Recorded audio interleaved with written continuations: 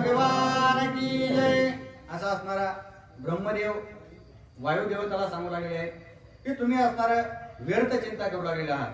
तुझा पुत्र असणारा जो आहे, जर या सगळ्या देवतांनी आपापले जे असणारे निर्वाणीचे अस्त्र आहे ते जर असणारे ह्याच्या शरीराला भेद करत नसतील तर हा असणारा अत्यंत महान शूर वीर अशा प्रकारचा योद्धा होणार आहे. आणि पुढे जाऊन भविष्यात काय करणार आहे तर तो असणारा ज्यावेळेस माता सीतेचा शोध घेण्यासाठी लंकेत जाईल त्यावेळेस जो इंद्रजित महान अशा प्रकारचा योद्धा आहे, ज्याने असणारा 33 कोटी देव असणारा बांधवडीत आणून दिलेले आहेत रावणाला, त्याच्या सोबत असणारा तो युद्ध करेल, त्याला असणारा सडो की पळो करून सोडेल. अशा प्रकारे असणारा कित्येक जरी राक्षसांचा असणारा त्या ठिकाणी सर्वांना मारून टाकेल आणि पुन्हा असणारा माता सीतेचा शोध घेईल. अशा प्रकारे असणारा ब्रह्मदेव त्या ठिकाणी वायुदेवताला बोलतात.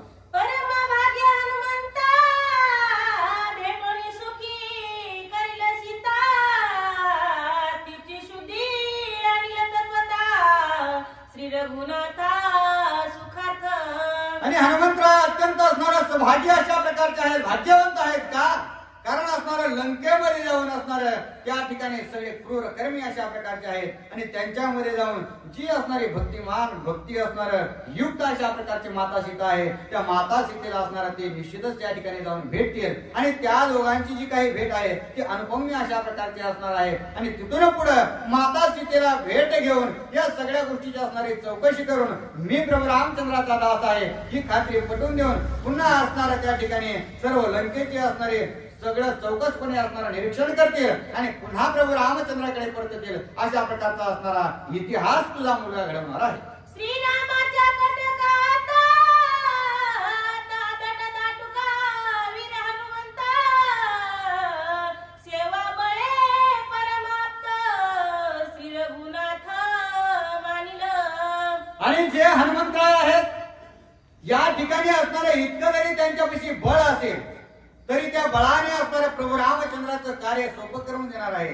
परंतु बळाची असणारी गुणवत्ता त्यांच्यापाशी नसणार आहे. ते अखंडित असणाऱ्या प्रभू रामचंद्राच्या सेवेत प्रभू रामचंद्राचे नामधारी अशा प्रकारचे राहणार आहे. आणि जर असणारे ते अखंड प्रभू रामचंद्राचे नामधारी असतील तर प्रभू रामचंद्र असणार त्यांना सोडून जाणार नाहीत. आणि जगामध्ये असणार सेवा कशी करावी, सगळ्यात असणारं सेवेचं जे फळ आहे ते कशा प्रकारे मिळवावं अशी ख्याती असणार त्या ठिकाणी हनुमंतराय करतील.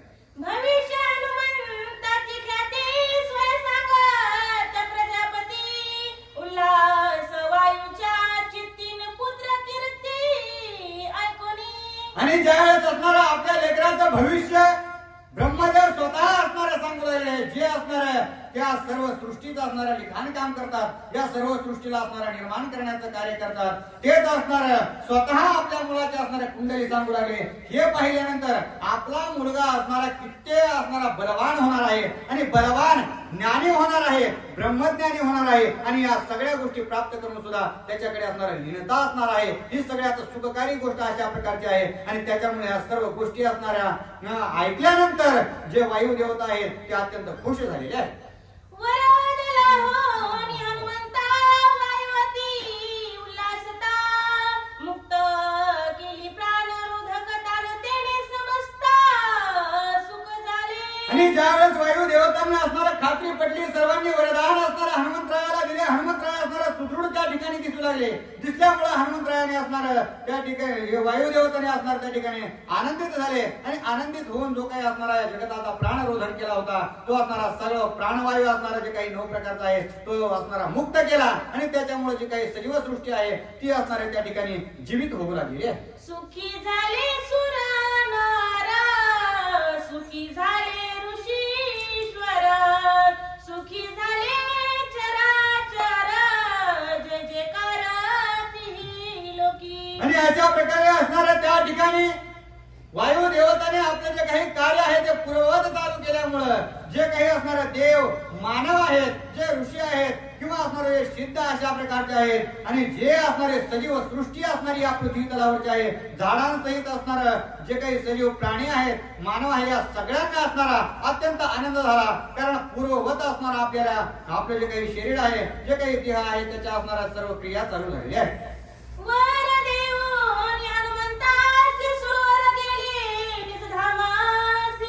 वायुनी आणोनी हनुमंतासी अंजनी पासी झाले. हनुमंत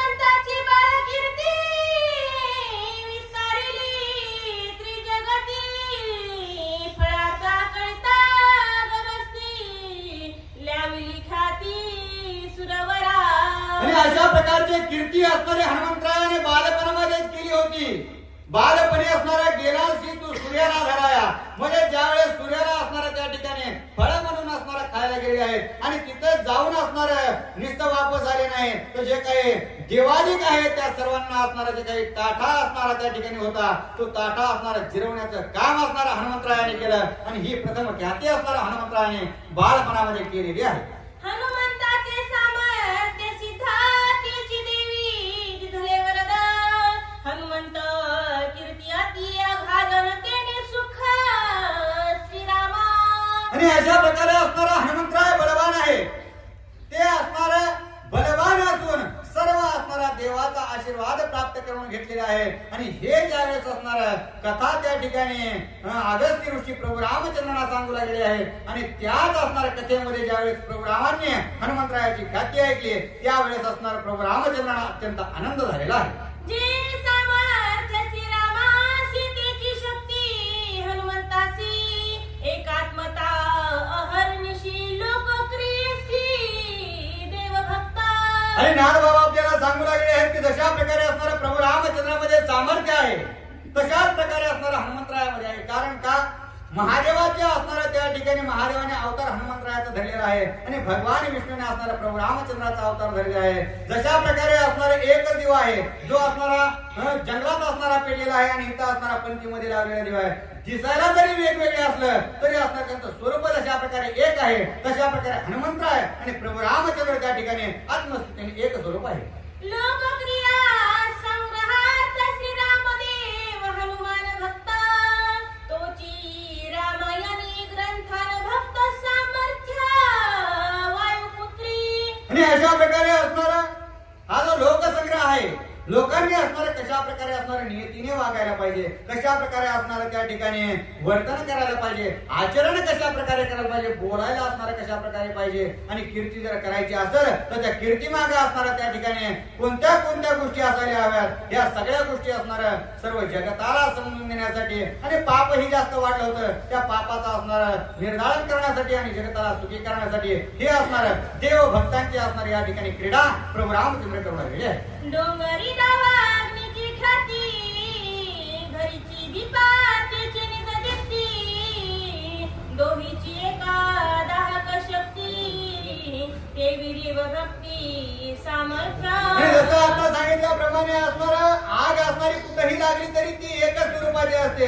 आपण असणारा गोड खातो, गोड असणारा गुलाबजामुन मध्ये गोड असतं आणि नुकतीतही गोड असतं, साखरेतही असणारा गोड असतो. जरी ते असणारा दिसायला भिन्न भिन्न अशा स्वरूपाचे असले तरी तो पदार्थ बनवताना एक स्वरूपानेच असणारा त्या ठिकाणी जो काही ऊस आहे त्या ऊसापासूनच अशा प्रकारे उत्पत्ती होते. दिसायला भिन्न भिन्न असतात, चवी वेगळ्या वेगळ्या लागतात, परंतु असणारा गोड स्वरूप जे त्याचं आहे तेच स्वरूप असणारा प्रभू रामचंद्राचं आणि हनुमंतरायाचं असणारा दिसू लागलेला आहे. हनुमान सता माते प्रती होता अद्भुत शक्ती, करिता भाळ बाळ भावे उद्धतीन ऋषी तुक्ती शापिला. आणि अशा प्रकारे असणारा हनुमंतराय अत्यंत बलवान झालेले आहेत. अगोदरच सामर्थ्य जास्त होतं आणि त्यातले त्यात आशीर्वाद असणारे सर्वांचे मिळून घेतले आणि त्याच्यामुळं अत्यंत असणारा बलवान शक्तिमान झाल्यासारखे हनुमंतरायाला वाटू लागलं. आणि त्यातले त्यात ते असणारे बालक होते, ज्या शक्ती असणाऱ्या त्यांना प्राप्त झाल्या त्या आकळीत करण्याची असणाऱ्या त्यांच्यापाशी मती नव्हती आणि त्याच्यामुळे ते काय करायचे, ते जे काही असणार ऋषीवृंद त्या ठिकाणी पूजा अर्चा करायचे त्यांना त्रास देऊ लागले आणि म्हणून असणाऱ्या त्यांना त्यांच्या हनुमंतरायाच्या हितासाठी असणाऱ्या ऋषीवर यांनी शाप दिला. अशा प्रकारे अगस्त्य ऋषी प्रभू रामचंद्रांना सांगू लागले. गंगा तीरी ऋषीची वस्ती, अवघे आश्रम उचलून हाती, हनुमंत ठेवी दूर पर्वती जळण पवती स्नान पारा. आणि अशा प्रकारे असणाऱ्या जी काही लेकरं असतात त्यांना असणाऱ्या चांगल्या वाईट गोष्टीचे काही जाणीव नसते आणि ते जशा प्रकारे असणाऱ्या कोणत्याही गोष्टी करण्याकडे धाव घेतात, तशा प्रकारे हनुमंतराय असणाऱ्या बाळ भावाने काय करू लागले, आता ते असणारे हनुमंतराय आहे. आपले लेकर आणि त्यांच्या लेकरांमध्ये बदल असेल, त्यांचे पहिल्यापासून असणारे जे काही कार्य आहे ते आगम्य स्वरूपाचे आहे, आपल्याला न कळणारे अशा प्रकारचे आहेत. मग हनुमंतराय काय करायचे, जे समुद्र जे गंगा आहे, गंगेच्या तीरावर असणारे जे ऋषीवृंद आहे ते असणारे आपल्या पूजा अर्चा करायचे. सकाळी असणारे गायत्री मंत्र वगैरे असणारे जपण्यासाठी लवकर उठायचे. परंतु ते उठण्याच्या अगोदरच हनुमंतराय असणारे त्यांचे घर वगैरे जे आहेत ते एकदम असणारे जाऊन उंच डोंगरावर ठेवायचे. मग ते उठून पाहिल्यानंतर त्या सर्व ऋषीवर्याने त्यांना असणाऱ्या पूजा अर्चेसाठी पाणी काही भेटायचे नाही. अशा प्रकारचे दयनीय अवस्था हनुमंतरायाच्या सर्व ऋषीवृंदांची करू लागलेली आहे. बाळभावाच्या परवडी ऋषीची यज्ञपात्रे फोडी, कुशासने अंजने फाडी, जाणवी तोडी भटकांची. आणि अशा प्रकारे हनुमंतराय पुन्हा काय करू लागले, जे असणारे ब्राह्मण वृंद त्यांचे असणारे सामर्थ्य शक्तीने पुन्हा आपापल्या जागेवर आपला आश्रम आणायचे आणि पुन्हा असणारा त्यांचा यज्ञ चालू करायचे. यज्ञ चालू केल्यानंतर असणारा हनुमंतराय एकदम बारक स्वरूप धरायचं, पळत पळत जायचं. त्यांची जे असणारे गवताचं आसन करून बसले ते आसनच ओढून घ्यायचं. पुन्हा असणारा जी काही जाणवे असणाऱ्या गळ्यात घातलेली असतात ती ओढून न्यायची. जी असणारा दूध असतं म्हणजे असणारं तूप असतं, त्या तुपामध्ये टाकलेले जे काही चमचे आहेत ते चमचे सुद्धा पळून घ्यायचे, मंडप फाडून टाकायचा. अशा प्रकारचे भयंकर स्वरूपाचे असणारे कार्य असणारा हनुमंतराय त्या ठिकाणी करू लागले. बटू ब्रह्मचारी म्हणून पुच्छी, हनुमान स्वय उडे आकाशी, लेकरे होती कासावीसी, ऋषी पत्न्यासी तळमळ. आणि हे तर झालं. पुन्हा असणारा काय करायचे, एखादा जर असणारा ऋषी असं असणारे पात्र वगैरे फोडले आणि त्याला जर हनुमंतरायाला जर असणारा तो ब्राह्मण बोलला किंवा ऋषी जर बोलला तर त्याची जी काही असणारी 2-4 लेकरं आहेत ती लेकरं घ्यायची, शेपटामध्ये गुंडाळायची आणि उंच अशा प्रकारचे असणारं शेपूट करायचं आणि त्याला असणारं भेडसवायचं. म्हणून ते बघितल्यानंतर जे काही त्या लेकराच्या माया आहेत त्या सुद्धा असणारं हळहळ करायच्या. अशा प्रकारच्या असणारं सगळ्यांना त्रास देण्याचं कार्य हनुमंतराय त्या ठिकाणी करू लागले. मारो